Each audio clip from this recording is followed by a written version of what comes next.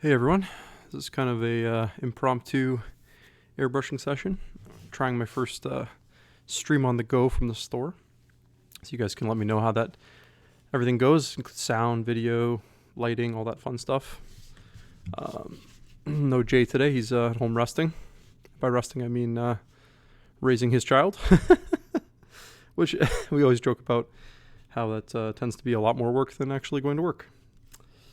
So I've got here my Harder & Steenbeck Infinity CRPlus. This is by no means a beginner airbrush, but this is basically, I always call it the Cadillac of airbrushes. This is a really nice airbrush. If you've airbrushed for a little while and you want to kind of just get something that's really, really good, this is what a lot of the pros use. This is what Jay and I use. We sell these at the store. Can't recommend them enough. So what I'm going to do is I'm just going to take you through a basic how to take it apart, how to prime, and how to clean. So real simple. And let's get started. So this and the Evolution, so the model under it, which is a very, very high quality airbrush that we sell to a lot of beginners and we teach people on. They're very similar in construction. So they come apart. I'll just kind of take it apart in front of you and show you. The back here unscrews. This is largely just a case, so it gives you a nice better grip, but you could airbrush even without this piece. It's just a nice, more like ergonomic piece. This piece at the back here locks, so if you want to have a limited kind of toggle control, you can actually lock that in. It's not a feature I use very often though. Set that aside.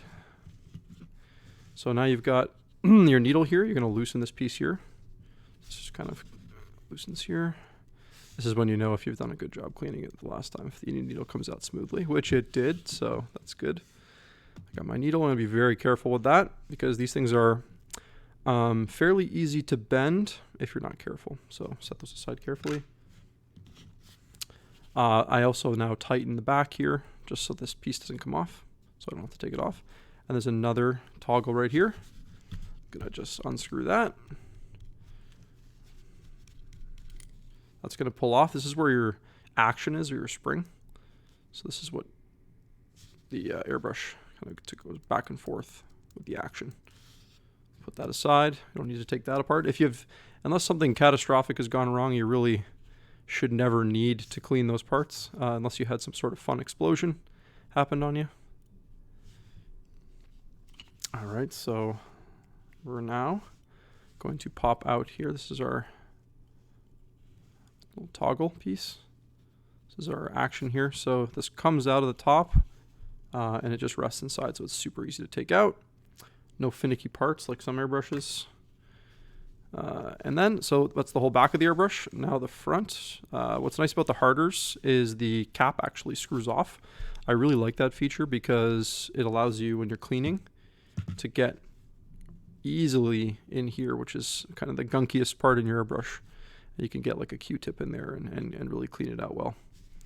And then you actually have the front here. This is where your nozzle and cap are. So this is one of the most important parts to clean, and where 95% of your airbrushing troubleshooting issues come from, right here. So I'm just going to unscrew this. You should never tighten these more than just a hand grip tighten. There's no need to. You can actually damage it sometimes if you do that. All right. So I've taken this apart. This is actually, believe it or not, 3 pieces. So you've got your nozzle, which is inside this piece right here. Okay. And this is another really important part on your airbrush. It's actually one of the easiest things to break as well if you're not careful. It's made of a softer metal. And this is what these pair up with your needle, different sizes. It's the nozzle. Luckily, you can easily get these additional parts from us or from your local distributor. Retailer. This part, if you're not careful when you're putting your airbrush needle back in, you want to kind of just let it come to a resting stop. You could easily crack this piece if you're not careful. So we'll put that aside. And then this piece here, the cap, it's a little different than the Evolution one. The Evolution actually has a round cap or guard or whatever you want to call it. This just basically protects the needle tip from getting dinged. And then, yeah, it just slides off. and then you've got these two pieces. So these will clean easily with a Q-tip. I do have my Harder and Steinbeck official cleaning kit, which is nice. A lot of the airbrush manufacturers will sell their own version of. Hey guys, thanks for tuning in. Their own version of a cleaning kit. Harder and Steinbeck's is nice because it's cut to the exact size of their nozzles, so you can easily place that in the nozzle when you're cleaning. Which this is probably the most finicky piece to clean, so it scrapes that easily, which is awesome. So totally worth the money. If you ever buy a cleaning kit, try to buy the one that the manufacturer recommends. There are universal cleaning kits out there, like the brushes and stuff. I'll go over those. Those are useful tools as well. All right, so I'm going to set aside the cleaning stuff, and I'm going to put the airbrush back together really quickly. Anytime you get a new airbrush, I highly recommend just taking it apart, putting it back together 5 or 6 times. You can throw a show on while you do it, and that's really just to become familiar, intimate with the airbrush, and get a nice feel for it. All right, so I'm going to do that quickly, or not too quickly. I'm going to put the cap back on here, so these two pieces are going to go together real easy. The nozzle is going to slide. I like to build the front of my airbrush first, because that way that when the tip goes in, the front is there. So I've got my tip back assembled. I'm going to screw it right onto here. You can see there's threads in there, and these screw in. I'm just going to tighten it, but not, not super tight. It should come to a stop. It's got a rubber stopper in there, so as long as it's grip tight, that's good. And then I'm going to screw my bowl back on. You could do that last if you wanted to, but I'm just doing it in order here.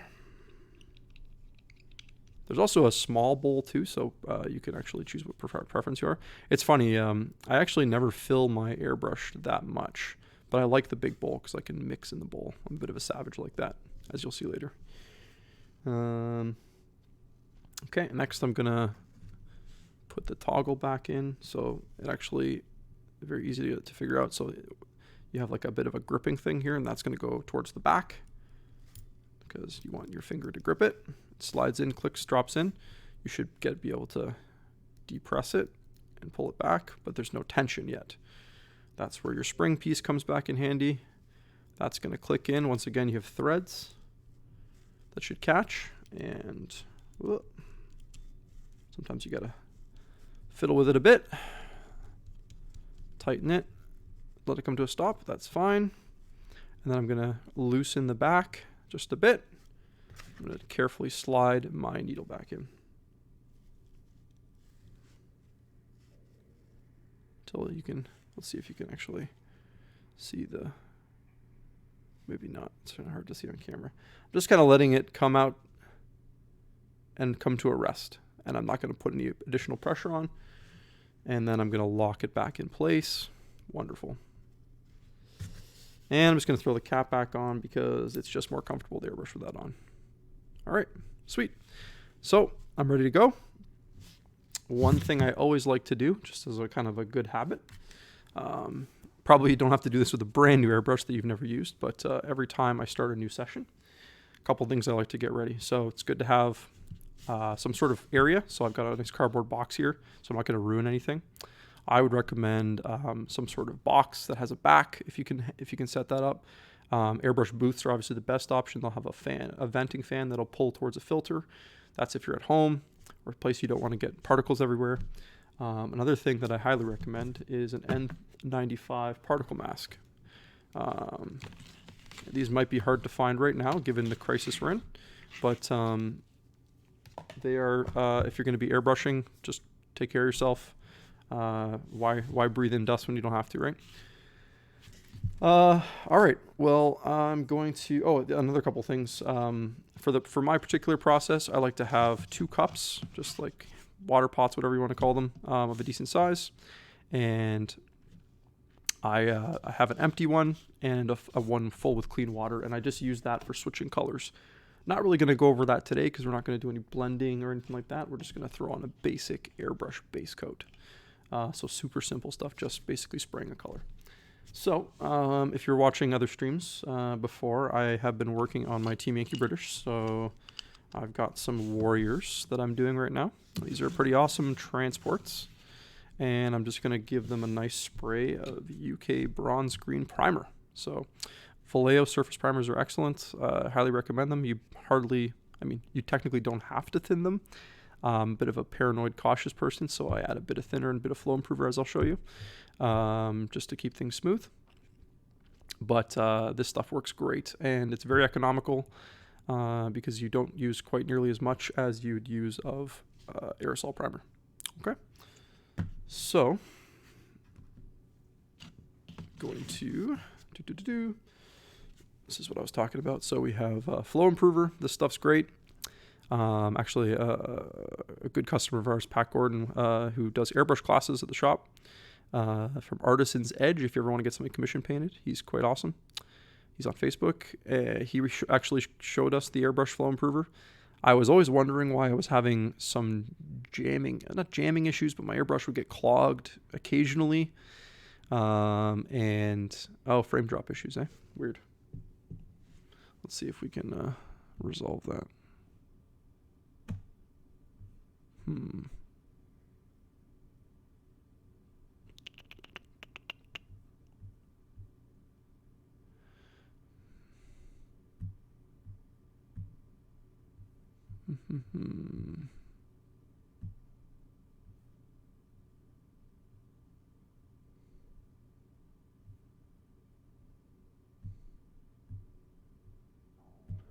See if we can do this help more.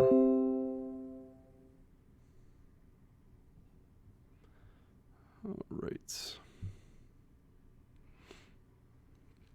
It might just be internet connection. I might have to toggle with it a bit at work.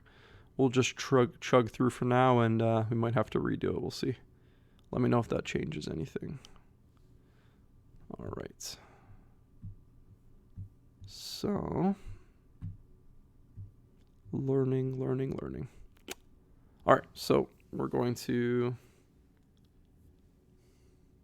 actually, let me try one more thing here.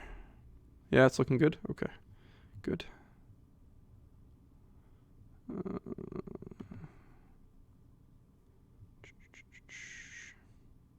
Okay, hopefully that's good. Okay, we'll see. Internet willing, we will continue. All right, so we're going to load up this airbrush with some UK bronze green. I like to put my, so I was saying about the flow improver.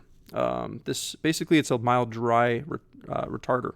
So your paint just kind of stays wet a tiny bit longer, and because what you get with the airbrush sometimes is you get a bit of a crystallization as the paint comes out of the tip, and the tip just builds up with these little bits of dust, and that's how you get jams or clogging in your airbrush.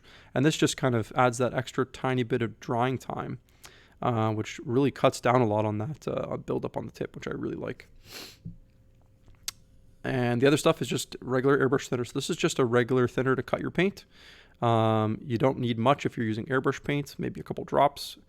If you're cutting regular paints, you might use up to 50 or 60% depending on the paint brand. So we can kind of go over that at a later time. Like I said, so I'm just going to use a couple drops of thinner and a couple drops of flow improver.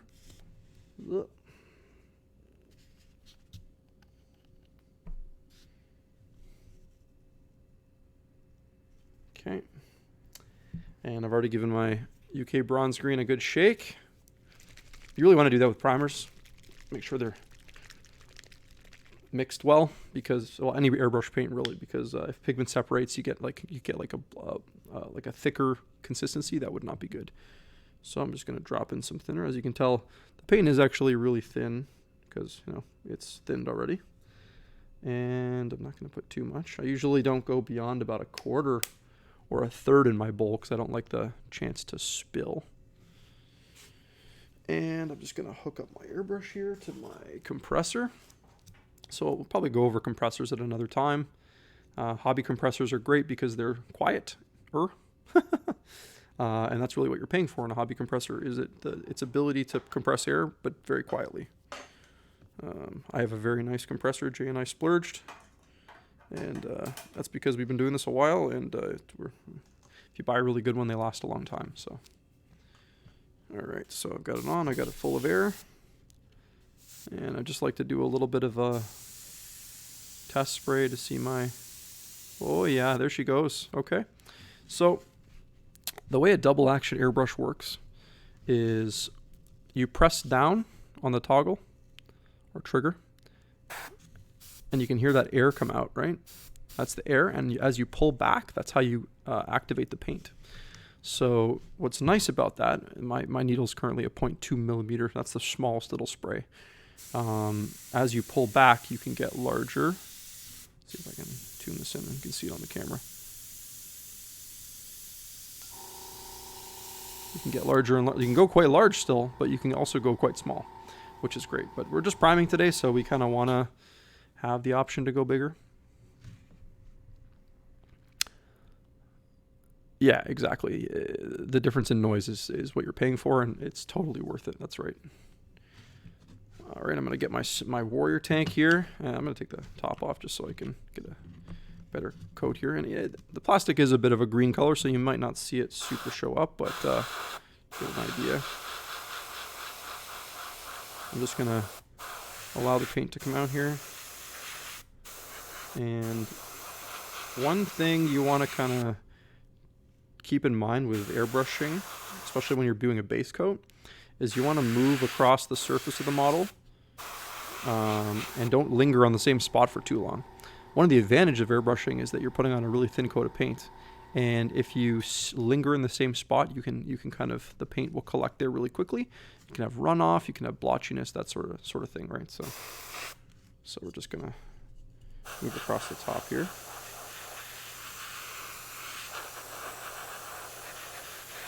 And the paint does dry very fast, so you can move back to an area that you've primed already quite quickly anyways. So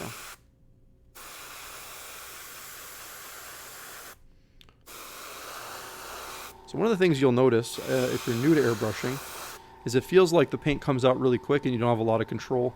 That's just a dexterity thing, and you're going to get better as you practice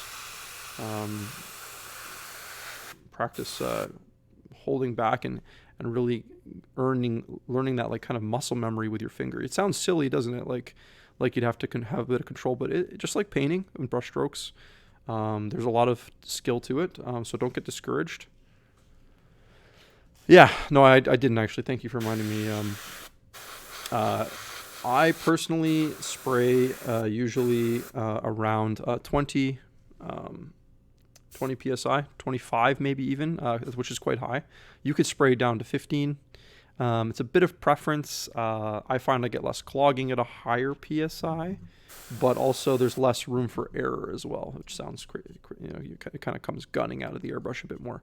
So I think if you're in the 15 to 25 range, you're doing okay. And of course that might change with different paints that you use. And also the needle size can be factored in as well.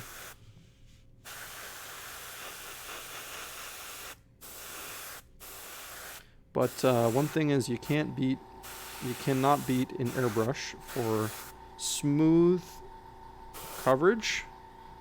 No brush strokes, goes on smooth. So even if you're just base coating, you can get a lot done really quickly.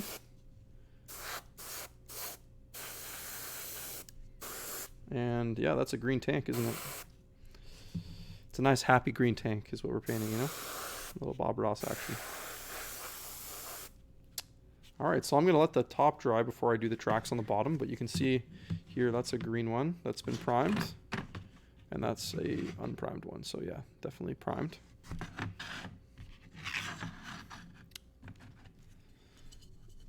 And I'll get started. I'll just do a second one here so you can see a bit more. Whoa.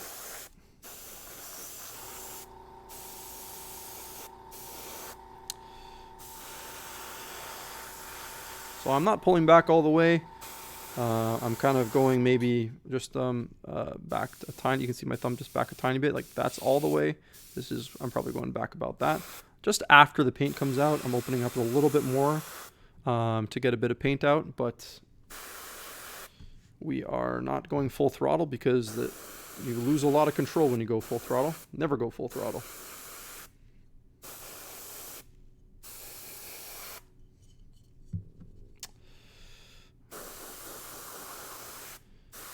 So this is it is actually a lot simpler than it looks. I think what a lot of the fears with airbrushing come from the unknown and the fact that, much like a 1995 computer, you do have to know quite a bit. There's a bit of troubleshooting involved, and the frustration can come from not knowing how to troubleshoot, like what to look for. And that's where experience is key, or having someone show you, which is why we pride ourselves at Lords of War doing free lessons with all customers that buy an airbrush. It's extremely important in my opinion, so that people have the confidence when they go home not to explode their airbrush, and that they're actually going to use the thing they bought. That's important to us. Because I mean, just from having the shop, and Jay and I have been airbrushing for probably about a decade now. The amount of people that own airbrushes that just don't use them, it's crazy. It is an easy thing to buy, but I think in the hobby, I think it's a couple things. It's not knowing and being afraid to break something you spent a lot of money on, and I think the other thing is just it's change. Like we all kind of have our techniques and things we're used to. And sometimes it can be scary to break out of that because we're afraid maybe it won't look as good, or we'll suck at it, or whatever. But the fact of the matter is, there's a single person out there that couldn't get something out of an airbrush, like just in terms of the time saving. Even if you just used it for base coats, you can get really nice fades, which I'll show you at a later date. On blending colors together seamlessly. Yeah, it's a phenomenal tool. It's definitely changed my hobby over the years. I paint differently now because of it most of the time. Most army projects, I factor in how I'm going to use the airbrush to, number one, speed up my painting, but also how I'm going to make my project look interesting and cool. And yeah, so that's basically priming models. So I've got my warrior primed here, and it's ready to be either, at this point I could add some airbrush highlights, which I think I will do. I'll probably do that from the shop on Thursday. And I could just go in with my brush and dry brush it. I could do whatever I want now. It's ready to rock. It's got a nice paint primer on it, ready to go. So what I'm going to do is I'm going to quickly show you what cleaning an airbrush, how to go about doing that. So I've got quite a bit of green left here, so I'm actually going to... One of the nice things about the bowl is you can pour it back in your pot after, so you don't waste any, which is awesome. So I'm going to do that. It's good not to waste.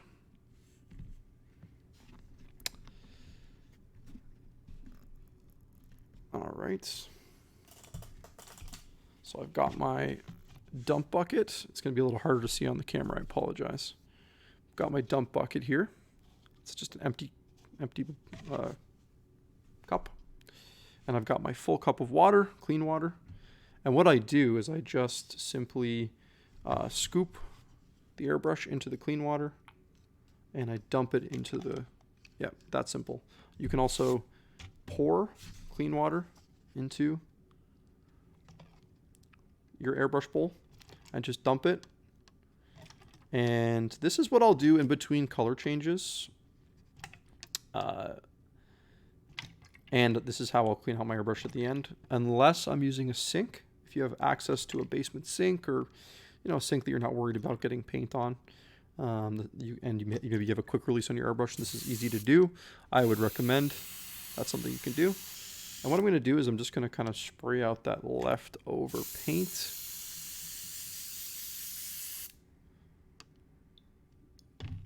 to get most of it out. This is just water, remember, so we're just kind of trying to spray it until we're not really getting any paint, which that's where we're at. And we're groovy. So at this point, I could switch colors. Now, unless I was going to a really bright color like a white or like a yellow, something that could be tainted very easily by another color, I would just throw another color in right now and not worry about a little bit of paint residue mixing with this color. It's not really going to make a difference.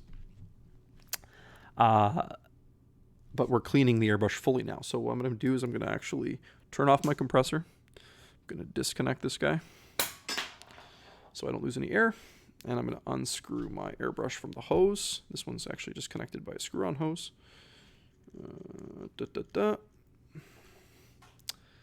All right, so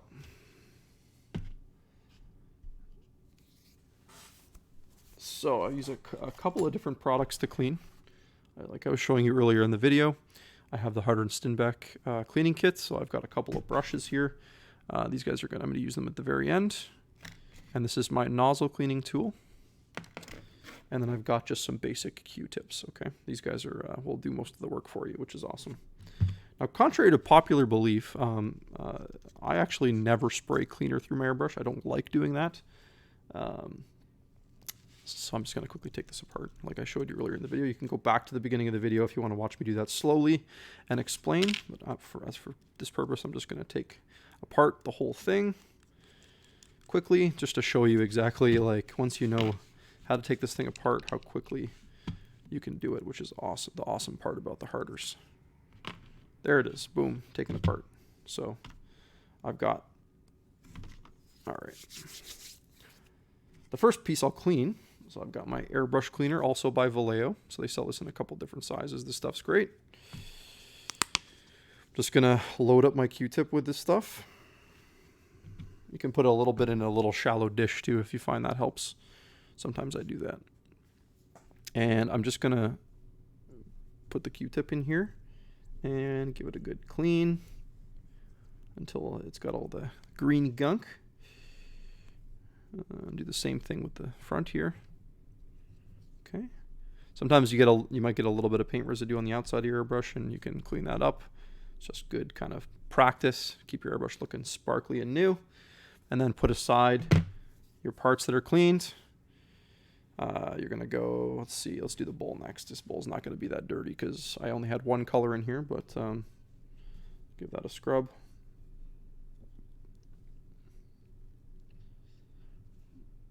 Okay, that's good. And like I said before, this part here shouldn't need any cleaning because I had no major explosions. Same with the toggle. So really I'm just cleaning the cap here, which should have maybe some paint in between here, just from when you like open it up all the way. It should be relatively clean though, unless you've been airbrushing for a while. I'm just gonna add a little bit more cleaner to my Q-tip here. And I'm gonna clean out the cap.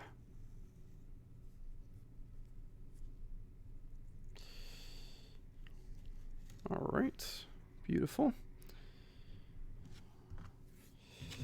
And I've got my nozzle. So this is the part that the really specialty piece. The cleaning kit is good to have for, because you can only clean the outside with the Q-tip. You're not actually going to be able to get it in there. So you can take your cleaning tool. This will work on other airbrushes nozzles too. I don't know if Iwata or Posh or any of the other big companies sell something like this. And you're just going to move it in there. You're just going to move it around, and it should just get out any jammed paint. Like I said, I wasn't airbrushing for very long, so there shouldn't really be much in there. So this is not really a huge concern for me. And then what you should be able to do is you should be able to literally look through it and see a hole. If you can't see through it, you've definitely got a paint blockage. So keep cleaning it until it's clear. All right, that's literally it. Oh, sorry, there's one more thing you could do. Is you can take this one's actually designed to go in here. So you can put a little bit of cleaner on that and just scrub the inside there, just gently. And that'll get rid of any kind of like dried crystallized paint in there, okay? That could be hard to discharge. And we're good. So we can throw it back together using the instructions that I showed you before. Let me do that really quickly. I'm going to start with the front. Throw the cap on. Put in the nozzle. I'm going to screw it into here. To a nice hand grip tight. I'm going to put the bowl right on there. I'm going to throw in this little toggle handle trigger thingy. What the technical term for that thing is, probably trigger. And I got my action here. That tight. Okay, this thing can pop out still because this thing is only kept in by the needle. So we're going to slide that needle in at this point. I actually didn't clean the needle, so what you can do to clean a needle if there is paint on it, which there sometimes is a little bit in the end, just take your Q-tip and just gently run it across the edge of it like that. Don't apply too much pressure, and roll the needle as you do it, and that should get off any paint residue. We're just going to slide that back in, and if you remember, you have to loosen that first. If you remember, you just want to put it back in there and let it come to a natural stop and let it go. Tighten it, and then we throw our cap back on. Okay. Congratulations, you have done your first airbrush lesson, and we have hopefully base coated a model, and we know how to take apart and clean our airbrush. Thanks guys for following. I'll do the next steps on Thursday, and thank you so much for supporting us during this tough time. We're going to keep giving you guys content like this as much as we can. And you can call the store, you can email us, you can send us a message on Facebook, and we'll try to help you the best we can. Take care, stay safe.